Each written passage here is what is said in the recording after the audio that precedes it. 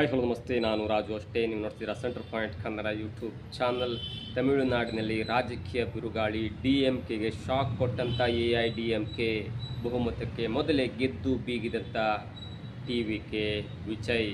ಏನಿದು ಅಪ್ಡೇಟ್ ಇವೆಲ್ಲವನ್ನು ನೋಡೋಣದಕ್ಕಿಂತ ಮೊದಲು ಇಲ್ಲಿ ತನಕ ನಮ್ಮ ಚಾನಲ್ನ ಸಬ್ಸ್ಕ್ರೈಬ್ ಮಾಡಿಲ್ಲ ಅಂದರೆ ಈಗಲೇ ಸಬ್ಸ್ಕ್ರೈಬ್ ಮಾಡಿ, ಜೊತೆಗೆ ಕಾಮೆಂಟ್ಗಳ ಮುಖಾಂತರ ತಮ್ಮ ಅಭಿಪ್ರಾಯವನ್ನು ತಿಳಿಸಬಹುದು. ಎಸ್ ವೀಕ್ಷಕರೇ, ಯಾರಾದರೂ ಒಬ್ಬರು ಪಾಲಿಟಿಕ್ಸಲ್ಲಿ ಇಂಟ್ರೆಸ್ಟ್ ಇರುವಂಥವ್ರು, ಪಾಲಿಟಿಕ್ಸ್ ಬಗ್ಗೆ ಏನಾದರೂ ಕೇಳಿದ್ರೆ ಪಾಲಿಟಿಕ್ಸ್ ಅಂದರೆ ಏನು, ಪಾಲಿಟಿಕ್ಸ್ ಹೇಗಿರುತ್ತೆ ಅನ್ನೋದನ್ನು ಯಾರಾದರೂ ಕೇಳಿದ್ರೆ ಅವರಿಗೆ ನೇರವಾಗಿ ತಮಿಳುನಾಡಿನ ಸದ್ಯದ ರಾಜಕೀಯವನ್ನು ತೋರಿಸ್ಬಿಟ್ರೆ ಎಲ್ಲವೂ ಅರ್ಥ ಆಗಿಬಿಡುತ್ತೆ. ಅಷ್ಟು ಗೊಂದಲ ಇದೆ, ಅಷ್ಟು ರೋಚಕತೆ ಇದೆ, ಅಷ್ಟು ಒಂದು ಹೇಳಲಿಕ್ಕೆ ಪಾಲಿಟಿಕ್ಸ್ ಅಂದರೆ ಹೀಗೆ.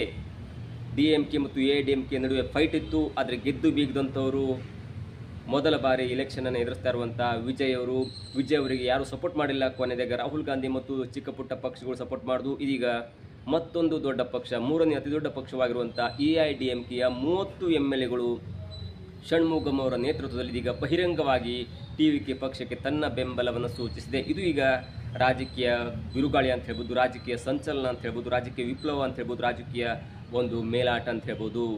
108 ಸೀಟನ್ನು ಗೆದ್ದು ಬೀಗಿದಂತೆ ವಿಜಯ್ ಅವರಿಗೆ 3-4 ದಿನ ಯಾವ ಲೆಕ್ಕದಲ್ಲಿ ಗವರ್ನರ್ ಮತ್ತು ವಿಜಯ್ ಅವರ ನಡುವೆ ಗೊಂದಲ ಆಯಿತು ಅಥವಾ ಒಂದು ಕ್ರಾಂತಿ ಆಯಿತು ಎಲ್ಲವೂ ಕೂಡ ಗೊತ್ತಿರುವಾಗ ಕೊನೆಯಲ್ಲಿ VCK ಪಕ್ಷದ 2 ಸದಸ್ಯರ ಬೆಂಬಲವನ್ನು ಪಡ್ಕೊಂಡು ಮುಖ್ಯಮಂತ್ರಿಯಾಗಿ ಪ್ರಮಾಣ ವಚನವನ್ನು ಸ್ವೀಕಾರ ಮಾಡಿದ ನಂತರ ಯಾವೆಲ್ಲ ಬೆಳವಣಿಗೆ ಆಯಿತು.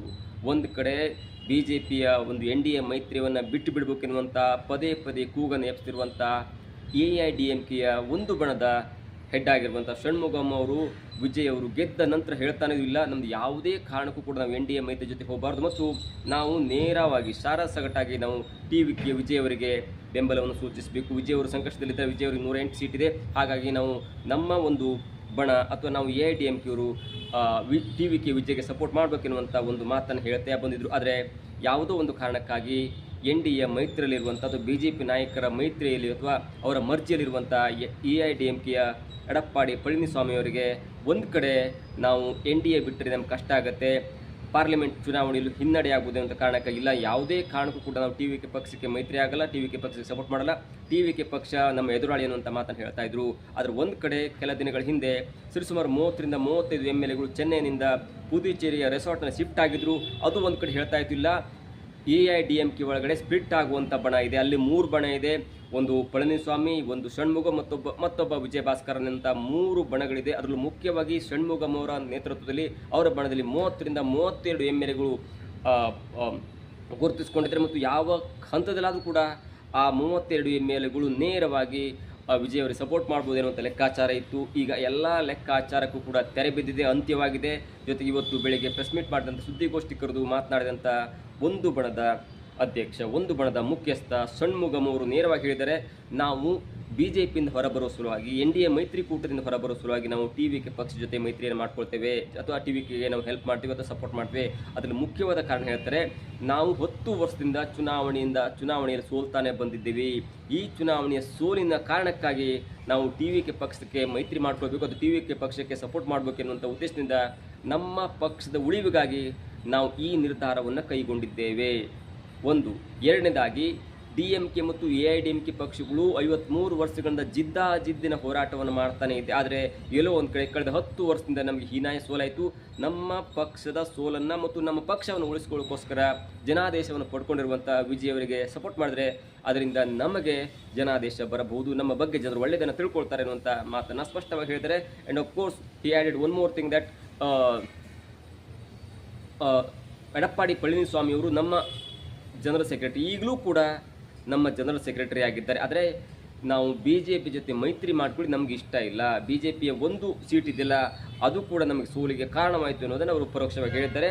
ಜೊತೆಗೆ ಕಳೆದ 16 ದಿನಗಳಲ್ಲಿ ಆದಂಥ ಒಂದು ಬೆಳವಣಿಗೆ ಇದೆ ರಾಜಕೀಯ ಅಥವಾ ತಮಿಳುನಾಡಿನಲ್ಲಿ ಆದಂಥ ರಾಜಕೀಯ ಬೆಳವಣಿಗೆ ಎಲ್ಲೋ ಒಂದು ಕಡೆ ಇದೀಗ DMKಗೆ ಶಾಕ್ ಕೊಟ್ರಾ ಎನ್ನುವಂಥ ವಿಚಾರ ದೊಡ್ಡ ಚರ್ಚೆ ಆಗ್ತಿದೆ. ಅದಕ್ಕಿಂತ ಮೊದಲು ಹೇಳ್ತೇನೆ, AIDMK 47 MLAಗಳು ಗೆದ್ದು ಬಂದಿದ್ದಾರೆ. BJP ಅದು ಎಕ್ಸ್ಟ್ರಾ ಪಕ್ಷ ಬಿಡಿ, ಅವರ ಚಿಹ್ನೆಯಲ್ಲಿ AIDMKಯ ಚಿಹ್ನೆಯಲ್ಲಿ 47 ಮೆಂಬರ್ಸು ಗೆದ್ದು ಬಂದಿದ್ದಾರೆ. ಆದರೆ 30 MLAಗಳು ಈಗ ಷಣ್ಮುಗಂ ಅವರ ಕೈಯಲ್ಲಿದ್ದಾರೆ.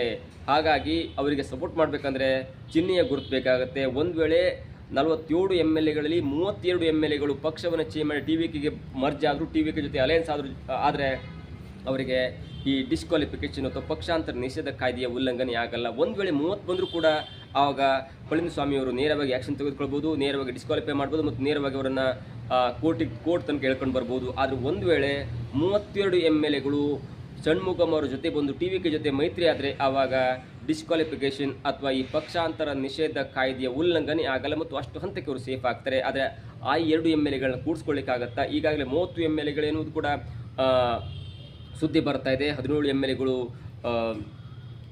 ಎಡಪ್ಪಾಡಿ ಪಳನಿಸ್ವಾಮಿ ಅವರ ಜೊತೆಗಿದ್ದಾರೆ ಅನ್ನುವಂಥ ಮಾತು ಕೇಳಿ ಬರ್ತಿದೆ. ಹಾಗಾದರೆ ಆ 2 MLAಗಳನ್ನು ಹೇಗೆ ಷಣ್ಮುಗಂ ಅವರು ಕರ್ಕೊಂಡು ಬರ್ತಾರೆ? ಒಂದು ವೇಳೆ ಆ 2 MLAಗಳನ್ನು ಕರ್ಕೊಂಡು ಬಂದಿಲ್ಲ ಅಂದರೆ ಬಹುಮತ ಸಾಬೀತುಗೆ ನಾಳೆ ಕಟ್ಟಕಡೆಯ ದಿನ ಆಗುತ್ತೆ. ಏನಾದರೂ ಎಡಪ್ಪಾಡಿ ಪಳನಿಸ್ವಾಮಿ ಅವರು ವಿಪ್ ಜಾರಿ ಮಾಡಿ, ಇಲ್ಲ ನೀವು ಯಾವುದೇ ಕಾರಣಕ್ಕೂ ಹಾಕಬಾರ್ದು ಎನ್ನುವಂಥ ಒಂದು ರೂಲ್ಸನ್ನು ಜಾರಿ ತರ್ತಾರ, ಅಥವಾ ವಿಪ್ಪನ್ನು ಉಲ್ಲಂಘನೆ ಮಾಡಿ ಈ 30 MLAಗಳು TVK ಪಕ್ಷಕ್ಕೆ ಮತ ಹಾಕಿ TVK ಪಕ್ಷವನ್ನು ಗೆಲ್ಲುವಲ್ಲಿ ಸಪೋರ್ಟ್ ಮಾಡ್ತಾರೆ. ಮುಂದಿನ ನಡೆ ಏನಾಗುತ್ತೆ ಎಲ್ಲವೂ ಕೂಡ ಕುತೂಹಲಕ್ಕೆ ಕಾರಣವಾಗಿದೆ. ಒಂದು ವೇಳೆ ನಾಳೆ ಎಡಪ್ಪಾಡಿ ಪಳನಿಸ್ವಾಮಿಯವರು ವಿಪ್ ಜಾರಿ ಮಾಡಿದ್ರೆ ಆಗ ಈ ರೂಲ್ಸ್ ಬ್ರೇಕ್ ಆಗುತ್ತಾ, ಅಥವಾ ರೂಲ್ಸನ್ನು ಬ್ರೇಕ್ ಮಾಡಿ ಕ್ರಾಸ್ ವೋಟನ್ನು ಮಾಡಿ TVK ಪಕ್ಷಕ್ಕೆ ಗೆಲುವಿಗೆ ಕಾರಣರಾಗ್ತಾರೆ, ಎಲ್ಲವೂ ಕೂಡ ಕಾದು ನೋಡಬೇಕಾಗಿದೆ. ಆದರೆ ನಾವು ಅಂದ್ಕೊಂಡಾಗೆ ಎಡಪ್ಪಾಡಿ ಪಳನಿಸ್ವಾಮಿ ಮತ್ತು ಷಣ್ಮುಗಂ ಅವರ ಜೊತೆ ಅಂದರೆ ಮೈತ್ರಿ ಮುರ್ಕೊಂಡಿದ್ದಾರೆ. ಅವರಿಬ್ಬರ ಮಧ್ಯೆ ಏನೂ ಸರಿ ಇಲ್ಲ ಎನ್ನುವುದಕ್ಕಿಂತ ಈಗಾಗಲೇ ಸತತ ಸಂಪರ್ಕದಲ್ಲಿದ್ದಾರೆ ಷಣ್ಮುಗಂ ಅವರು ಮತ್ತು ವಿಜಯ್ ಅವರು ಎನ್ನುವುದು ಕೂಡ ಈಗ ಕೇಳಿ ಬರ್ತಾ ಇದೆ. ಒಂದು ವೇಳೆ ಏನಾದರೂ ಷಣ್ಮುಗಂ ಅವರು 30 ಅಥವಾ 32 ಸೀಟ್ಗಳನ್ನು ವಿಜಯ್ ಅವರ TVK ಪಕ್ಷಕ್ಕೆ ಸಪೋರ್ಟ್ ಮಾಡಿದ್ರೆ ಆಗ ಕಾಂಗ್ರೆಸ್ನ 5 MLAಗಳ ಸ್ಥಿತಿಗತಿ ಏನಾಗುತ್ತೆ, ಅಥವಾ ಈ ಕಾಂಗ್ರೆಸ್ ಮತ್ತು AIDMK ಎಲ್ಲವೂ ಕೂಡ TVK ಪಕ್ಷಕ್ಕೆ ಸಪೋರ್ಟ್ ಮಾಡಿ DMKನ ಏಕಾಂಗಿಯಾಗಿ ಮಾಡಿ ಅವರನ್ನು ನೆಲಕಚ್ಚುವಂತೆ ಮಾಡ್ತಾ ಎಲ್ಲವೂ ಕೂಡ ಕಾಲವಿ ಉತ್ತರ ಕೊಡಬೇಕಾಗಿದೆ. ಆದರೆ ಎಲ್ಲೋ ಒಂದು ಕಡೆ ಕಾಂಗ್ರೆಸ್ TVK ಪಕ್ಷಕ್ಕೆ ಸಪೋರ್ಟ್ ಮಾಡಿದ ನಂತರ DMK ಮತ್ತು AIDMK ಸಪೋರ್ಟ್ BJPಗೆ ಇರುತ್ತೆ, ಅಥವಾ ಪಾರ್ಲಿಮೆಂಟ್ ಎಲೆಕ್ಷನ್ಗೆ ಹೆಲ್ಪ್ ಆಗುತ್ತೆ ಅನ್ನುವಂಥ ಲೆಕ್ಕಾಚಾರ ತುಂಬ ದಿನಗಳಿಂದ ಅಥವಾ ತುಂಬ ನ್ಯೂಸ್ ಪೇಪರಲ್ಲಿ ಅಥವಾ ಮಾಧ್ಯಮ ಕೇಳಿ ಬರ್ತಾ ಇತ್ತು. ಆದರೆ ಈಗ ನೋಡ್ತಾ ಇದ್ದರೆ DMKನ ಏಕಾಂಗಿ ಮಾಡಿ ಇನ್ನುಳಿದ ಎಲ್ಲ ಪಕ್ಷಗಳು, ಅದು ಚಿಕ್ಕ ಪುಟ್ಟ CPI, CPM ಅಥವಾ ಇಂಡಿಯನ್ ಯೂನಿಯನ್ ಮುಸ್ಲಿಂ ಲೀಗ್ ಆಗಿರ್ಬೋದು, AMK ಆಗಿರ್ಬೋದು, DMDK ಆಗಿರ್ಬೋದು, ಅಥವಾ ವೈಕು ಎಲ್ಲ ಪಕ್ಷಗಳು ಇನ್ಕ್ಲೂಡಿಂಗ್ AIDMK ಎಲ್ಲ ಪಕ್ಷಗಳು ಇದೀಗ TVK ವಿಜಯ್ ಅವರಿಗೆ ಸಪೋರ್ಟ್ ಮಾಡ್ತಿದೆ. ಇದು ಮುಂದಿನ 2029ರ ಪಾರ್ಲಿಮೆಂಟ್ ಚುನಾವಣೆಯಲ್ಲಿ ಏನಾಗುತ್ತೆ ಎಲ್ಲವೂ ಕೂಡ ಕಾದು ನೋಡಬೇಕಾಗಿದೆ. ಮತ್ತೊಂದು ಹಂತ ಅಂದರೆ ಇದೀಗ ರಾಜ್ಯಸಭೆಯ ಸಂಖ್ಯೆಯಲ್ಲೂ, ರಾಜ್ಯಸಭೆಯ ಒಂದು ಮೆಂಬರ್ಸಲ್ಲೂ ಕೂಡ 4 MPಗಳು AIDMK ಇದ್ದಾರೆ. ಒಂದು ವೇಳೆ ಈ ಷಣ್ಮುಗಂ ಅವರ ಬಣ ಆ MPಗಳನ್ನು ಕೂಡ ವಾಪಸ್ ಪಡ್ಕೊಂಡು ಇಲ್ಲ ನಾವು NDಗೆ ಸಪೋರ್ಟ್ ಮಾಡಲ್ಲ ಅನ್ನುವಂಥ ಸ್ಟೇಟ್ಮೆಂಟನ್ನು ಕೊಡ್ತಾ ಇರುವುದನ್ನು ನೋಡ್ತಾ ಇದ್ದರೆ ರಾಜ್ಯಸಭೆಯಲ್ಲಿ 4 ರಾಜ್ಯಸಭಾ MPಗಳು BJPಯಿಂದ ಹೊರಗೆ ನಡೆಯುವಂಥ ಎಲ್ಲ ಸಾಧ್ಯತೆ ಕೂಡ ಇದೆ. ಇದು BJPಗೆ ಮನೆ ಮತ್ತು ಮೇಲ್ಮನೆ, ಲೋಕಸಭೆ ಮತ್ತು ರಾಜ್ಯಸಭೆ ಎರಡರಲ್ಲೂ ಕೂಡ ದೊಡ್ಡ ಹೊಡೆತ ಅಂತ ಹೇಳ್ಬೋದು. ಈಗಾಗಲೇ AIDMKಯಿಂದ 4 ರಾಜ್ಯಸಭಾ ಸದಸ್ಯರು BJP ಸಪೋರ್ಟ್ ಮಾಡ್ತಿದ್ರು.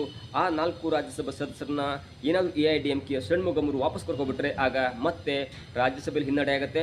2029ರಲ್ಲಿ ಪಾರ್ಲಿಮೆಂಟ್ ಚುನಾವಣೆ ನಡೆಯುವಾಗ ಕಾಂಗ್ರೆಸ್, AIDMK ಮತ್ತು ವಿಜಯ ಪಕ್ಷ ಒಗ್ಗಟ್ಟಾಗಿ ಸೀಟ್ ಹಂಚಿಕೆ ಮಾಡ್ಕೊಂಡು ಗೆದ್ದುಬಿಟ್ರೆ ಆಗ DMK ಮತ್ತು ಹಿನ್ನಡೆ ಆಗುತ್ತೆ. ಆ ಮೂಲಕ BJPಗೆ ಪಾರ್ಲಿಮೆಂಟ್ನ ಕೆಳಮನೆಯಲ್ಲೂ ಲೋಕಸಭೆಯಲ್ಲೂ ಕೂಡ ದೊಡ್ಡ ಹಿನ್ನಡೆಯಾಗುತ್ತೆ. ಆದರೆ ನಾಳೆ ತಮಿಳುನಾಡಿನ ವಿಧಾನಸಭೆಯಲ್ಲಿ ಒಂದು ಬಹುಮತ ಸಾಬೀತಿಗೆ ದಿನಾಂಕ ನಿಗದಿಯಾಗಿದೆ.